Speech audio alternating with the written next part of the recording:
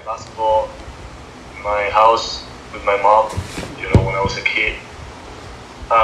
Then at the school, I was 9 years old, and I was watching my classmates playing basketball after the school, and the coach just see me walking around, and he asked me why not to join the team. I was really tall. I play okay basketball by that time, and the coach asked me why I don't join the team. So I just asked my mom to join the team, and I joined the next year after that. That's how I started. Basketball talaga is around 13 years old. Hindi kasi yun yung first na hilig ko eh. So, skateboard talaga yung hilig ko that time.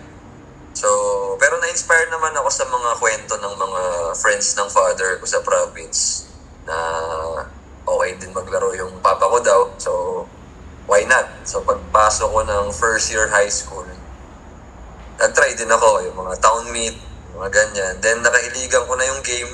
Tapos, nagdire-diretso. Blessed ako na naging sport ko siya, naging hobby. And hanggang ngayon, naging trabaho ko. So, yun lang. 13 years old ako nag-start talaga. Late na rin eh. So, paano nga ba ako nagsimula?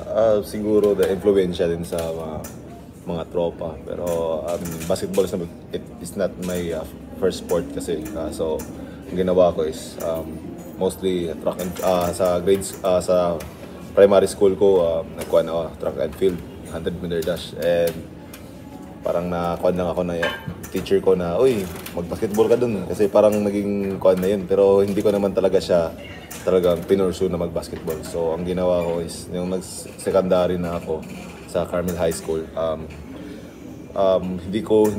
hindi nasagip sa isip ko na magbabasketball. So, ginawa ko is intramurals na lang, mga ganun.